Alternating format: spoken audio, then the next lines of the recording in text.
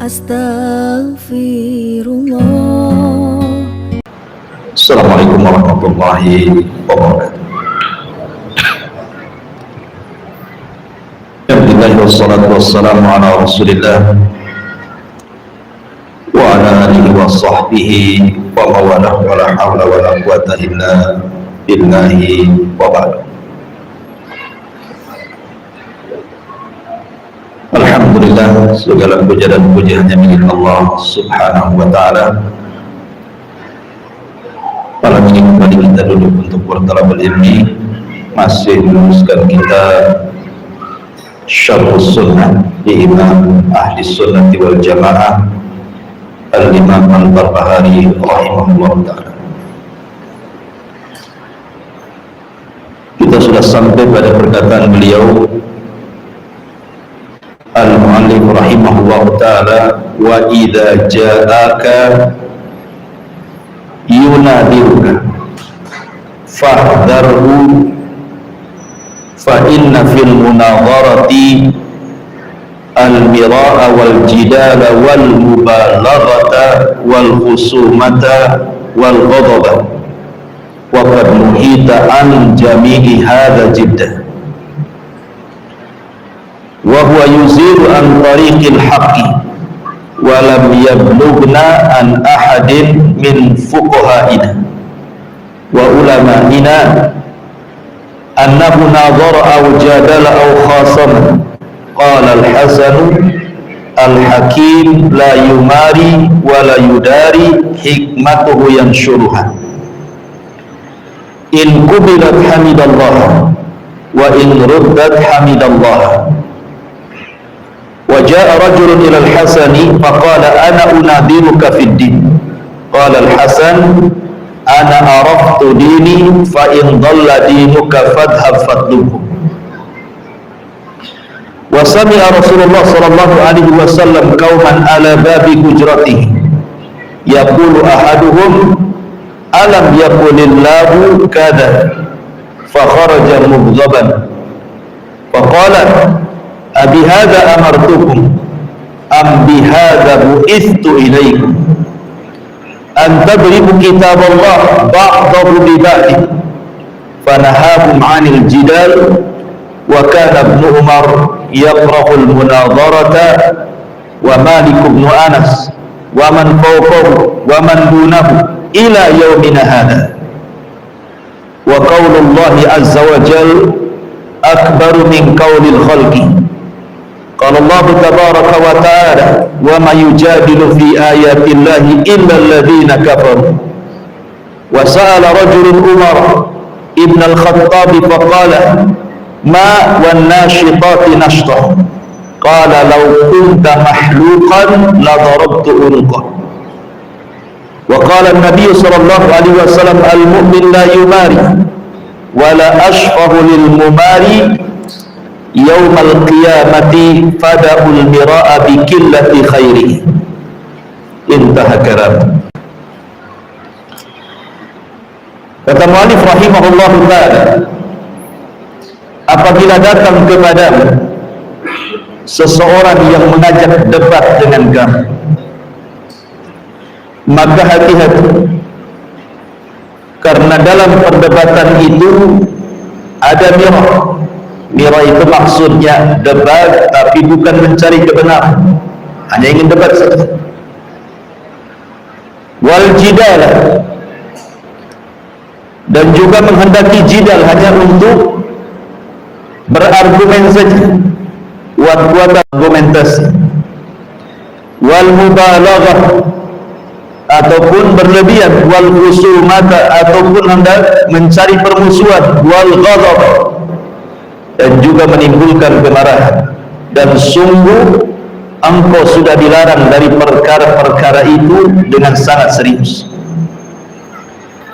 Karena perdebatan yang seperti ini menghilangkan dari jalan yang benar, dan tidak sampai kepada kita satupun dari para ahli fikih dan ulama kita melakukan perdebatan atau berjidal seperti itu. Berkata Al-Hasan, maksudnya Hasan Al-Basri, pemimpin para tabi'in, orang yang bijaksana itu pasti tidak akan berdebat, maksudnya berdebat yang tidak untuk mencari kebenaran, hanya menang-menang. Tetapi orang yang bijak itu adalah orang yang menyebarkan kebijaksanaannya, hikmah-hikmahnya kepada manusia. Kalau diterima, alhamdulillah. Ditolak, alhamdulillah.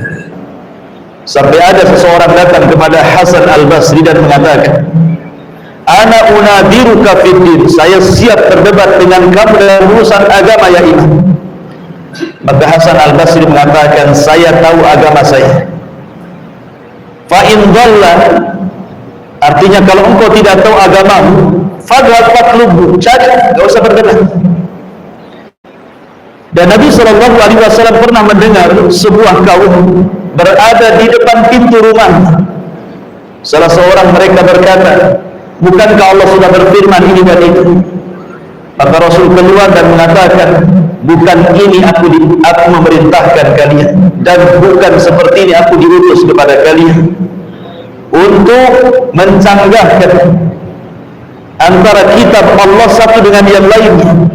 Maka Nabi SAW melarang mereka untuk berjidal, berdebat. Bahkan Ibnu Umar memakruhkan perdebatan.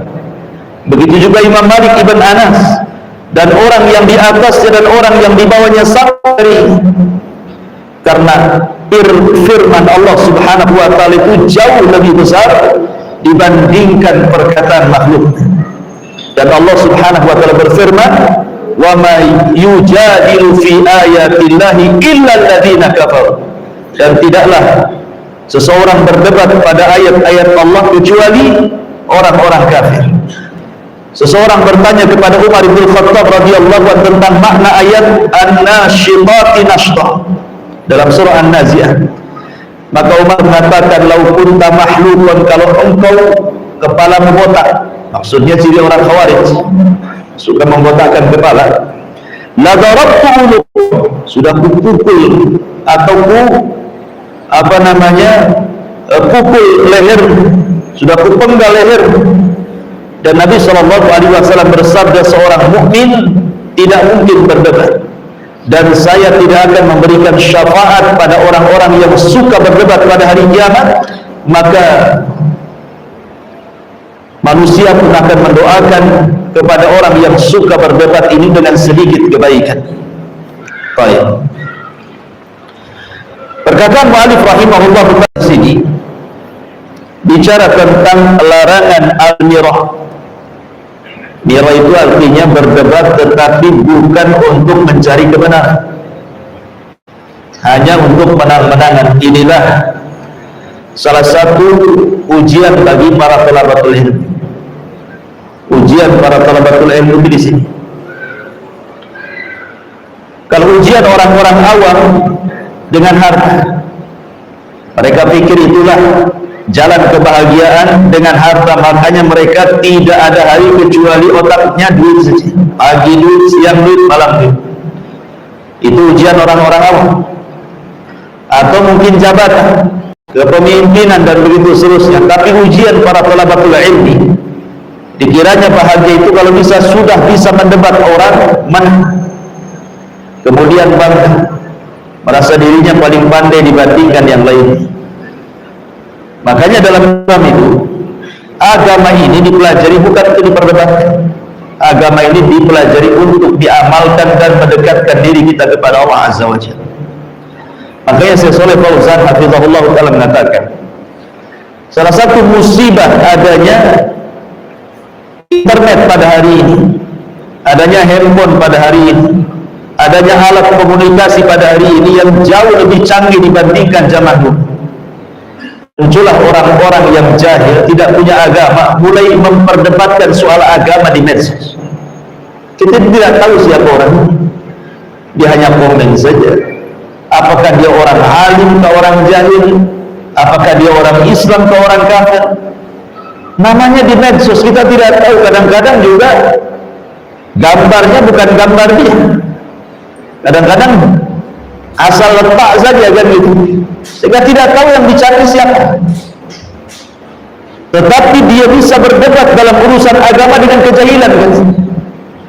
Dan ini membahayakan. Beda di zaman dulu, kalau orang dulu itu tidak tahu, datang kepada orang alim bertanya, kemudian diamalkan.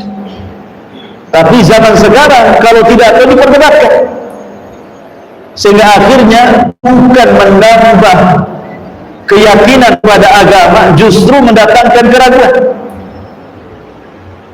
Dari sini ma'asyiral muslimin, kata beliau, disinilah bentuk bahayanya medsos. Karena kalau sudah berdebat dalam urusan agama, kemudian sampai mencaci maki di dalamnya, apalagi kemudian menyerempet-nyerempet mencaci maki Allah, Rasul dan ayat-ayat, bisa kufur. Hanya karena mungkin urusan-urusan politik, kadang-kadang kalau bulan politik ini agama masuk. Kadang-kadang diperdebatkan untuk memukul lawannya pakai dalil macam-macam, nanti dibantah. Ma'asyiral muslimin yang dimuliakan Allah Azza wa Jalla, mu'alif rahimahullah ta'ala di sini mengatakan, apabila ada orang yang datang kepadamu mengajak berdebat, hati-hati, jangan dilayan. Gak perlu, kalau tidak ada masalahnya ngapain aku debat. Saya akan kisahkan satu kisah. Al-Imam Malik rahimahullah ta'ala, Imam Malik Ibn Anas rahimahullah ta'ala, suatu ketika dia sedang bersandar di Masjid Nabawi. Jadi tiba-tiba kemudian ada seseorang yang muttaham bil irja. Orang ini tertuduh memiliki pemahaman murji'ah. Datang dia kepada Imam Malik yang sedang duduk bertelekan di Masjid Nabawi. Faqala, dan dia mengatakan, ya Abdullah, isma minni syai'an ukallimuka bihi. Kemudian dia mengatakan, wahai Abdullah, maksudnya kepada Imam Malik, dengarkan kata-kataku sedikit, saya ingin bicara denganmu, wa uhajuka, dan ingin berdebat denganmu, wa ukhbiruka bi ra'yi, dan ingin menghabarkan pendapatku. Maka Imam Malik mengatakan, in ghallabtani, kalau engkau mengalahkan aku, kira-kira apa konsekuensi? Kata Imam Malik, baik, kalau saya layani kamu berdebat, kalah pula aku dan kau yang menang. Maka orang ini mengatakan, in ghallabtuka ittaba'ani, kalau aku bisa mengalahkan kamu, ya kamu ikut aku lah, kita sudah kalah. Kata Imam Malik rahimahullah ta'ala, bagaimana kalau sebaliknya? Kalau sebaliknya, aku yang mengalahkan kamu, in ghallabtuka, kalau aku bisa mengalahkan kamu, konsekuensinya gimana? Maka orang ini mengatakan, ya aku akan mengikuti kamu. Baik, kalau seandainya setelah perdebatan ini entah saya yang kalah, entah kamu yang menang, atau saya yang menang, kau yang kalah, tiba-tiba besoknya ada lagi yang mengajak debat dengan persoalan yang sama, kemudian kita berdua kalah, kira-kira apa konsekuensinya? Ya kita semua sikut dia kan? Maka Imam Malik rahimahullah ta'ala mengatakan, ya Abdullah, ba'athallahu azza wa jalla Muhammadan sallallahu alaihi wasallam bidinin wahidin wa araka tantakil min dinin ila din. Dengarin kata Imam Malik, Nabi sallallahu alaihi wasallam itu diutus dengan satu agama saja, tapi saya lihat engkau orang yang suka pindah dari satu agama ke agama berikutnya. Sebab kalau aku kalah, engkau memaksa aku untuk ikut pendapatmu.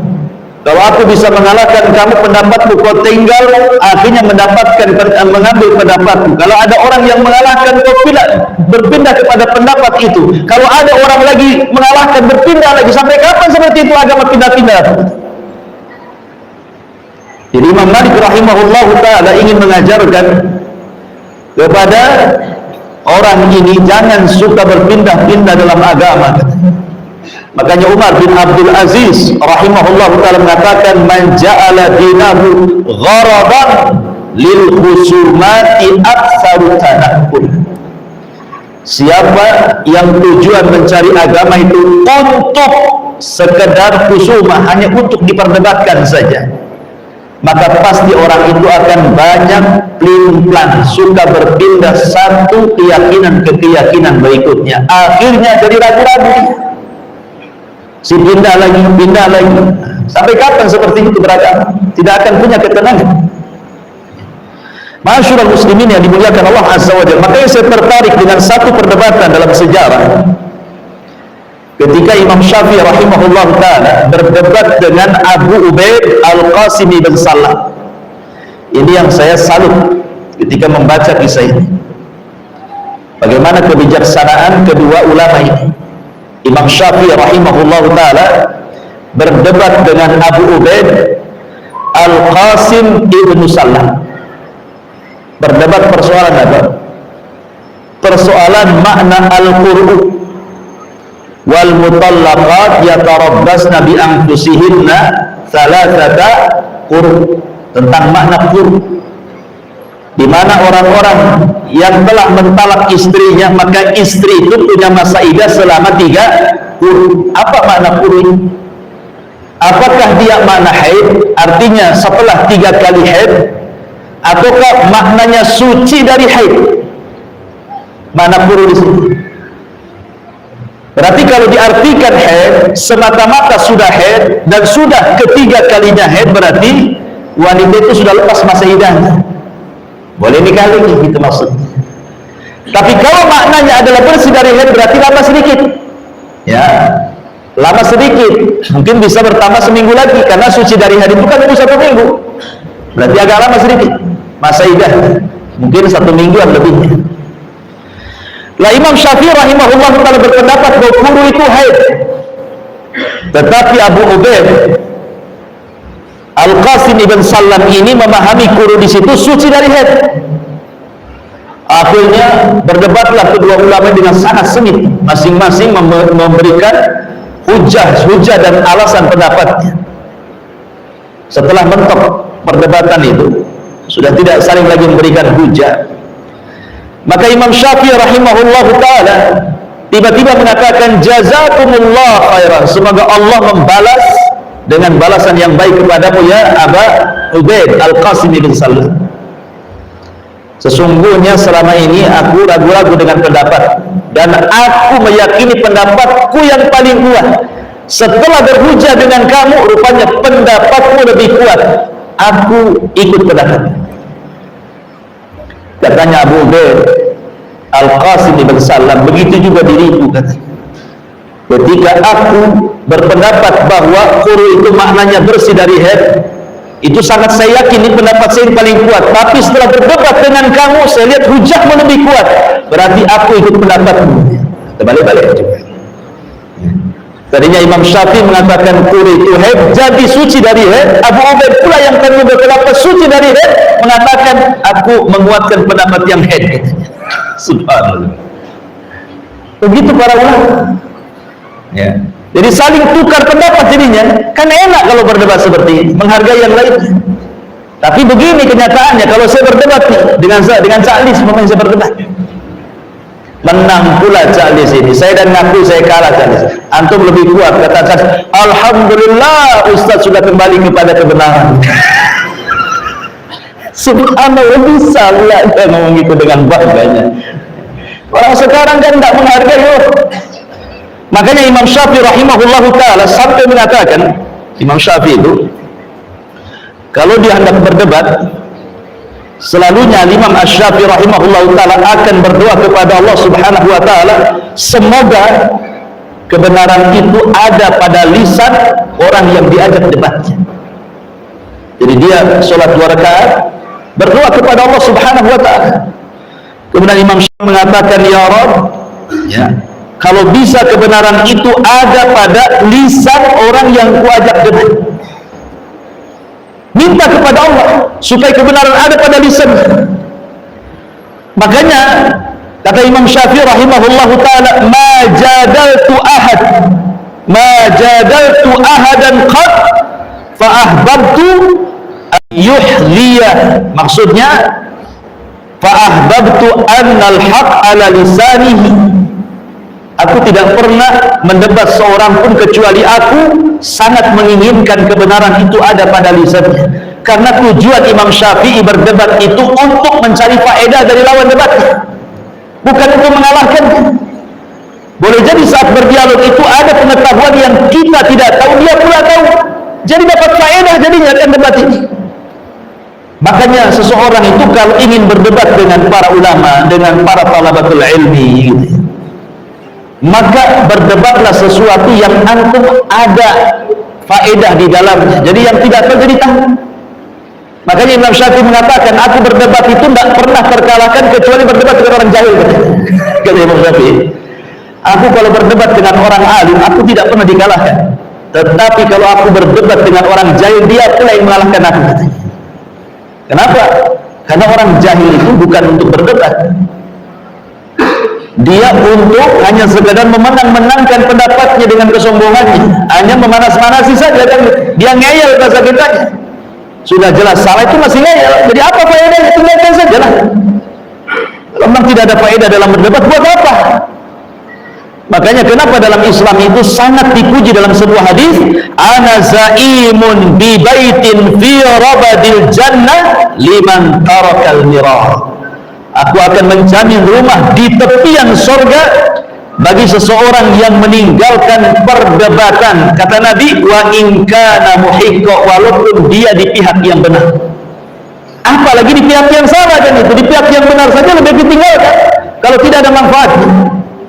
Dan mira itu sekali lagi bahasa Arab adalah dia berdebat hanya untuk mencari menang-menangan, bukan mencari kebenaran. Itu dalam bahasa Arab disebut mira.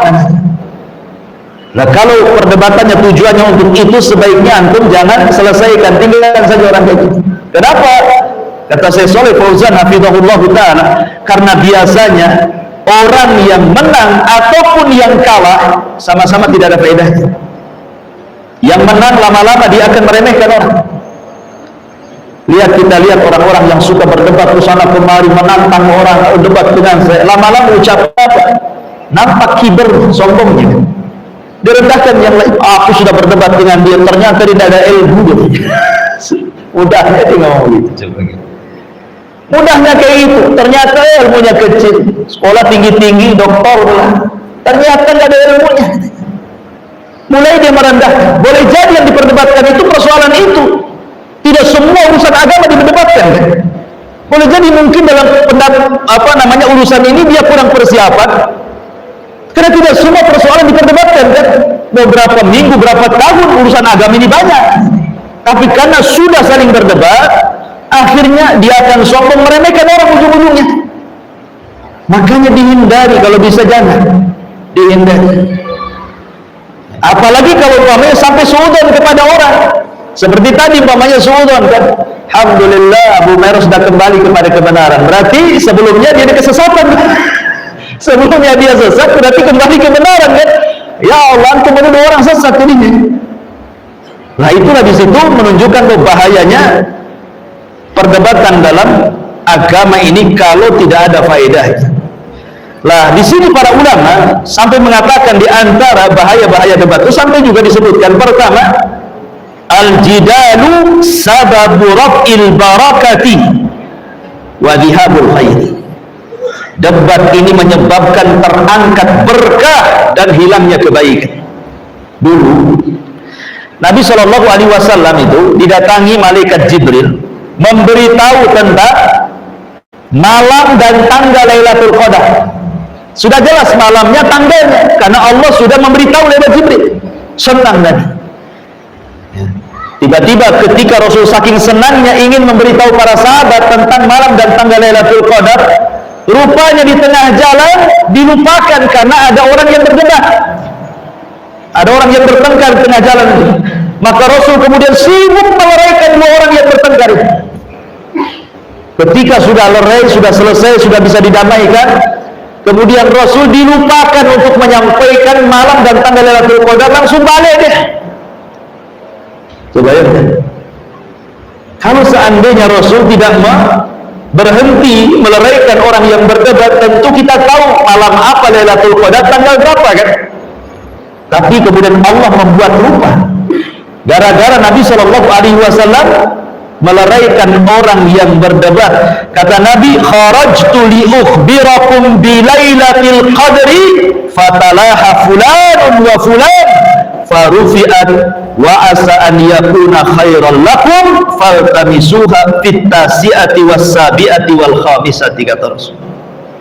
Sebenarnya aku keluar itu hendak ngasih kabar kapan dan tanggal Lailatul Qadar itu. Tiba-tiba ada dua orang yang berdebat, berselisih, kudamaikan keduanya. Akhirnya berkah itu diangkat oleh Allah. Ya, saya sih hanya berharap mudah-mudahan ini kebaikan bagi kalian. Kalau begitulah carilah Lailatul Qadar di malam ke Tasya ke 29 atau Sabi 27 atau Khamis 25, kata Rasulullah riwayat iltamisuha fi ashril awakhir min Ramadan. Carilah di akhir-akhir bulan Ramadan, artinya 10 akhir Ramadan, bisa 21, 23, 25, 27, semua Allah alam. Sebab gara-gara perdebatan hilang pula berkah itu. Akhirnya kita disibukkan mencari Lailatul Qadar. Mencari Lailatul Qadar, entah 21 sudah sibuk, 22 lebay dan mulai tidak mau sholat, ya. Padahal kita tidak tahu Lailatul Qadar itu tanggal 21-nya atau 22-nya. Ya kan, apalagi kalau perselisihan pemerintah dengan ormas beda. Yang satu malam ganjil menurut dia, menurut pemerintah malam genap. Menurut pemerintah malam ganjil, menurut ormas ini malam genap. Akhirnya kan setiap malam Lailatul Qadar, jadi kan gitu ya. Karena semua dianggap ganjil akhirnya. Coba kalau Nabi SAW ketika itu tidak dihalangi dengan orang yang berdebat, kan tentu enak, tanggal sekian selesai. Tapi karena sudah diangkat dan itu mudah-mudahan sebuah kebaikan, kata Rasul, maka inilah diantara sebab diangkatnya berkah dan hilangnya kebaikan adalah sababuhul jidal, karena perdebatan. Yang kedua, al-jidalu yufsidul ibadat aw yakad an yufsidah. Debat itu bisa merusak ibadah atau boleh jadi hampir-hampir merusak ibadah. Di dalam Al-Quran surah Al-Hajj Allah mengatakan al-hajju ashhurun ma'lumah faman farada fihinna al-hajja fala rafasa wala fusuqa wala jidala fil hajji wa ma taf'alu min khairin ya'lamuhu Allah wa tazawwadu fa inna khairaz zadi taqwa wattaquni ya ulil albab. Haji itu memiliki bulan-bulan yang sudah jelas. Maksudnya bulan haji itu dimulai dari Dzulqa'dah, Dzulhijjah, Muharram, itu disebut ashhur haji, namanya 3 bulan, Dzulqa'dah, Dzulhijjah, Muharram.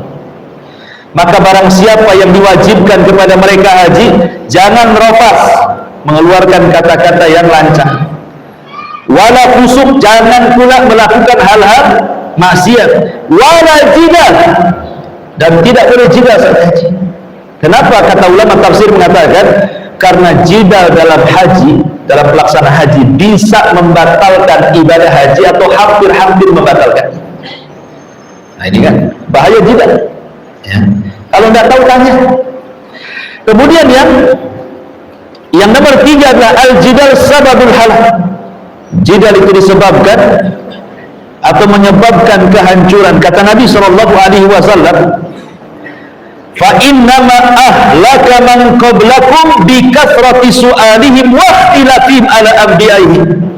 Hancurnya umat sebelum kalian itu karena terlampau banyak soal dan juga banyak menyelisih nabi-nabi mereka. Seperti apa? Jidalnya Bani Israel soal sapi betina yang diperintahkan Musa untuk disembelih untuk menyingkap sebuah pembunuhan kan? Kata Musa, Allah perintahkan sembelih Baqarah. Tanya lagi, Baqarahnya kayak apa? Dijelasin Baqarahnya ada tua, ada muda. Tanya lagi macam mana warnanya. Dijelasin warnanya kuning pekat, nggak ada kuning yang lain. Kalau orang melihat senang, tanya lagi. Kami masih ragu-ragu, masih samar itu. Tolong lebih jelas lagi katanya. Apakah Baqarahnya itu sudah dipekerjakan atau belum dipekerjakan? Macam-macam. Akhirnya hampir-hampir mereka tidak bisa melakukannya. Hampir-hampir hancur mereka. Sebab kalau mereka tidak bisa melakukan adab, itu masalah. Hampir-hampir mereka diadab. Kalau bukan karena mereka mengatakan wa inna insyaallahu la muhtadun, kalimat insyaallah itulah yang menolong mereka. Akhirnya mereka bisa melaksanakan dengan sangat payah, susah ya.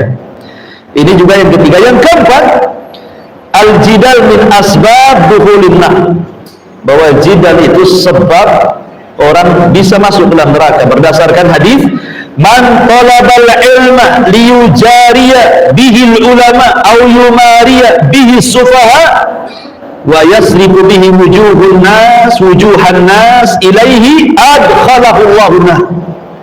Siapa yang mencari ilmu hanya untuk mendebat para ulama atau untuk membodoh-bodohkan orang-orang jahil atau supaya manusia memandang dia bahwa dia ahli debat, maka siap-siap Allah masukkan dia ke neraka. Naudzubillah. Ya. Kemudian juga al-jidal itu sabab hurmanil ilmi, sebab diharamkan ilmu padanya. Berkata Yunus, dia mengatakan, aku Maimun menulis kepadaku sebuah surat, maksudnya Maimun ibn Mihran, Imam Ahmash, kepada Yunus ini. Kemudian dalam surat itu dia katakan, iyyaka wal khusumata wal jidala fiddin. Hati-hati, engkau jangan suka debat dalam agama. Wala tujadilanna aliman wala jahilan. Jangan mendebat orang alim ataupun orang jahil, katanya. Ammal alim fa innahu yahzan anka ilmu wala yubali ma sanata. Wa ammal jahil fa innahu yahsha bi sadrika wala yuti'a. Kata beliau, kalau engkau sampai mendebat orang alim, maka orang alim akan sedih sehingga dia malas untuk memberikan ilmunya kepada, sehingga diharamkan ilmu pada. Adapun orang jahil juga sama, akhirnya keras hatinya, merasa kalah ataupun menang dalam debatnya sehingga meremehkan dirimu, akhirnya tidak akan mengikuti kamu lagi nanti. Nah, bayangkan ini, ulama memberikan nasihat, debat itu bisa mengharamkan ilmu pada kita. Kemudian juga al-jidal min khawarimil muru'ah, termasuk keburukan akhlak seseorang. Kata Dhunnun Yunus ibn Matta, dia mengatakan salasatun min a'malil kayasati tarkul mira wal jidala fiddin. 3 alamat dari kecerdasan orang beramal itu adalah ketika dia bisa meninggalkan perdebatan dan jidal. Artinya sebuah alamat kebodohan itu ketika dia suka berdebat. Karena hidupnya ikhwan kalau berdebat itu pasti dihinggapi dengan dendam, dengan marah gitu ya. Kalau kalah lah malu, kalau menang merasa tinggi hati gitu ya kan. Itu kan bahaya. Kalah menang sama-sama bahaya. Makanya kemudian jidal ini bisa menghilangkan khawarimul muru'ah. Termasuk jidal ini yunafil ukhuwah al-imaniyah, bisa meniadakan persaudaraan. Akhirnya jadi dendam yang kalah, yang menang jadi meremehkan, hilanglah persaudaraan di antara kaum muslimin. Termasuk jidal ini yurithul adawata wal baghdha, bisa mewariskan permusuhan dan juga dendam di antara kaum muslimin. Al-Imam Nawawi mengatakan, ma ra'aitu syai'an adhab lid-dini wala anqas lil muru'ati wala adya lil ladzati wala aqallu lil qalbi minal khusumati. Dia berkata Imam Nawawi, aku tidak pernah melihat sesuatu yang lebih mudah menghilangkan agama orang, yang lebih mudah menghilangkan akhlak manusia, yang lebih menghilangkan kelezatan belajar, yang lebih memberatkan kepada hati sehingga hati banyak masalah, kecuali perdebatan gitu. Kenapa? Kalau orang sibuk berdebat, sibuk belajar dia asik, yang diurus debat saja kemana-mana, lupa dia belajar kepada bab-bab yang lainnya kan. Nah, itulah kata Imam Nawawi rahimahullahu ta'ala. Ya, ini nasihat yang bagus sekali. Bahkan berkata Abdullah ibn Husain ibn Ali radhiyallahu anhu, al-mira'u ra'idul ghadabi fa akhzallahu aqlan ya'tika bil ghadabi. Jadi orang yang suka berdebat itu akan mengantarkan kepada emosi, maka Allah balas, akalnya akan penuh dengan kemarahan. Sementara Rasul mengatakan la taghdab la taghdab la taghdab, jangan marah, jangan marah, jangan marah. Sedikit sekali orang yang berdebat itu tidak marah. Jarang orang berdebat itu, jarang kita melihat dia tenang, slow, walaupun nampaknya dia baik-baik ketika debat, jadi garang jadinya. Nampak tuh kegarangannya. Makanya kenapa kemudian para ulama salaf itu menghindar dari perkara-perkara seperti ini. Ketika di zaman Umar bin Khattab ada 2 orang yang berjidal di Masjid Nabawi, dilempar sama kerikil. dan mengatakan, kau tidak mendengar sabda Nabi SAW bahwa Allah Subhanahu wa taala berfirman, la tarfa'u aswatakum fawqa sautin nabi. Jangan kau angkat suaramu di atas suara Nabi. Ini masjid Nabi, keluar kamu. Ketika ada orang dari Syam datang ke kota Madinah mengacau, menabrak-nabrakan ayat satu dengan yang lainnya di pasar-pasar kaum muslimin, kedengaran sama Umar, dipanggil, ngapain kau berdebat dengan orang pasar? Berdebat dengan saya, katanya. Apa syubhatmu? Akhirnya dia mengatakan, syubhatku ini, dijawab sama Umar bin Khattab. Sudah jelas, sudah wahai Amirul Mukminin. Ada lagi? Enggak ada. Kalau ada lagi, ambilkan tongkat, katanya. Kalau ada lagi, saya akan pukul kepala. Berkeluar syubhatmu. Umar bin Khattab radhiyallahu anhu, ya. Makanya ma'asyiral muslimin yang dimuliakan Allah Azza wa Jalla, di sini mu'allif rahimahullahu taala mengatakan kalau ada orang yang datang kepadamu untuk mengajak debat, sebaiknya hindari. Kenapa? Karena biasanya perdebatan itu orang yang ngajak debat terkadang bukan ingin mencari kebenaran. Itu masalahnya. Kalau ingin mencari kebenaran pasti ikhlas dia debatnya. Nggak apa-apa kita berdebat dengan orang-orang yang ikhlas, yang mencari kebenaran. Jangan-jangan kita dapat manfaat dari dia. Tapi umumnya tidak seperti itu. Umumnya orang berdebat itu ingin menang-menangan. Kalau dia menang, bangga dia. Bahkan kemudian meremehkan yang lainnya, na'udzubillah. Makanya kata Hasan Al-Basri, tugas kita ini seorang yang bijaksana, cukup berdakwah, sebarkan kebaikan di tengah-tengah manusia. Kalau diterima, alhamdulillah. Tidak diterima, ya sudah. Selesai tugas kita ini.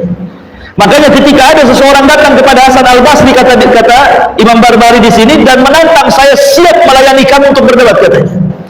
Hasan Al-Basri, padahal dia pemimpin tabi'in. Dia mengatakan, saya sudah tahu agamaku, tidak perlu berdebat lagi saya. Kalau kamu memang hilang agamamu, carilah, tidak usah berdebat. Kalau agamaku sudah tahu, nggak perlu debat saya. Biasa orang debat itu karena merasa ragu-ragu dengan agamanya, kan gitu. Saya sudah yakin dengan agama saya, ngapain berdebat lagi? Kalau agamamu merasa tidak yakin, cari di luar sana. Nggak mau debat, diusir sama Hasan Al-Basri. Ya. Bahkan Nabi SAW, kata Imam Barbahari, pernah mendengar ada orang-orang ramai bising di depan rumahnya ada. Tiba-tiba kemudian salah seorang yang bising mengatakan, alam yakulillah kada wa kada rasul. Bukankah Allah sudah bersabda seperti itu? Ada yang mengatakan ini kisahnya Dzulkhuwaisirah orang Khawarij yang mengatakan kepada Rasul, adil wahai Muhammad, katanya, saat membagi ghanimah perang Hunain. Maka Rasul emosi marah dan mengatakan, aku tidak memerintahkan untuk ini dan aku tidak diutus untuk seperti ini. Untuk saling berdebat kalian, apalagi mendebat Allah dan Nabi.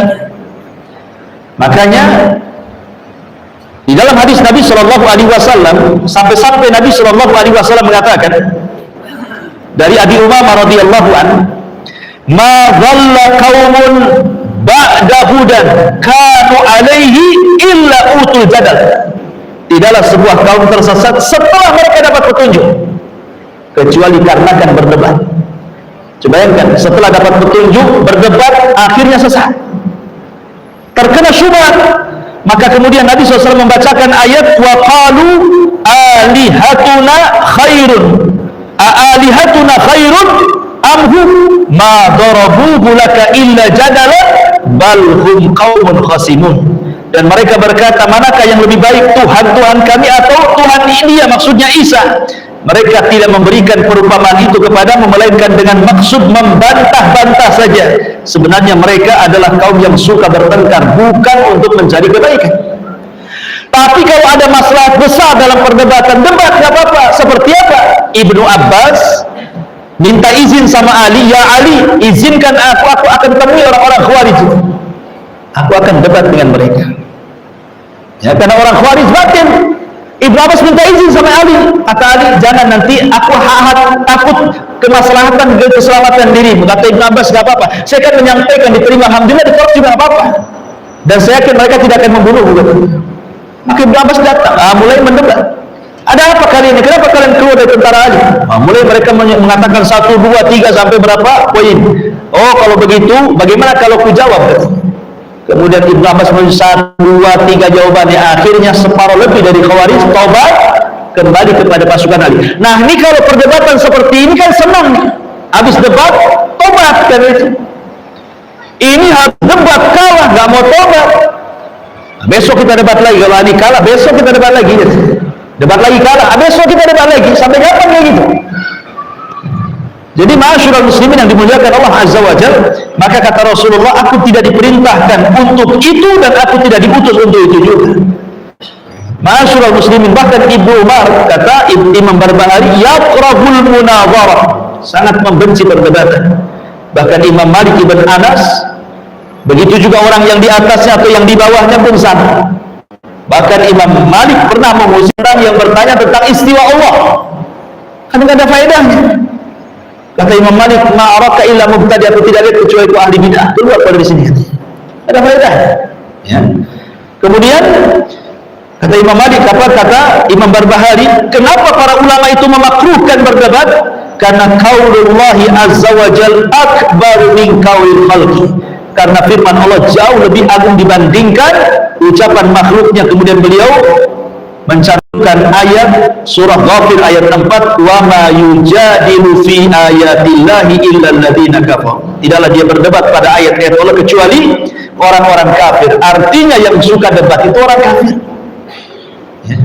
Tahu kebenaran di depannya masih didebat seperti orang-orang Yahudi. Tahu kebenaran tapi berdebat dengan Nabi SAW. Tahu dia seorang Nabi. Coba ketika Yahudi datang kepada Rasul-Rasul, Muhammad, saya punya asilah pertanyaan. Kalau engkau bisa menjawab, memang kau seorang nabi. Tapi kalau tidak bisa menjawab, kau bukan nabi. Kata Rasul, apa soalannya? Disebutkan 1, 1, 2, 2, 3. Rasul menjawab satu-satu. Benar jawabannya. Harusnya kalau mengikuti janjinya, kalau bisa menjawab akan mengikuti nabi, dan kalau tidak bisa menjawab tidak akan mengikuti nabi. Bukan nabi bisa jawab, nggak mau ikut gara-gara apa? Oke, saya mau tanya wahai Muhammad, yang ngasih tahu jawaban itu siapa? Kata Rasul, Jibril. Oh, Jibril tidak bisa, Jibril musuh kami katanya. Jibril kena sasaran. Adapun Jibril, oh nggak bisa. Coba kalau Mikail yang ngasih tahu, kami ikut katanya. Intinya cari-cari alasan, bukan masalah Jibril atau Mikailnya. Mereka tahu kebenaran tetapi mereka menentang. Wajahadu bihu, sama dengan Fir'aun, tahu kebenaran tapi menolaknya karena zalim kesombongan. Nah, itulah orang-orang. Kemudian ketika seorang laki-laki datang kepada Umar bin Khattab, ingin mendapatkan kalimat wan nasyitati nashtah. Apa kata Umar? Lau kunta mahlukan. Makhluk itu artinya dicukur rambutnya, dibotak, itu cirinya orang Khawarij. Kalau engkau Khawarij, kata Ibnu Umar, kata Umar bin Khattab, la darabtu unuqa, sudah kupenggal lehermu. Maka Umar tidak suka orang mendebat dalam rangka untuk kesombongan, bukan dari kebenaran. Kemudian Rasul juga mengatakan seorang mukmin tidak mungkin berdebat hanya untuk mencari menang-menangan, bukan mencari kebenaran. Kata Rasul, wala ashfa'u lil humari, saya tidak akan beri syafaat kepada orang-orang yang suka berdebat pada hari kiamat. Fada'ul mira'a li qillatil khaira, maka manusia mendoakan keburukan, sedikit kebaikan bagi orang-orang yang berdebat ini. Wallahu a'lam bishawab. Sudah isya. Subhanallah wa bihamdika, asyhadu an la ilaha illa anta, astaghfiruka wa atubu ilaik.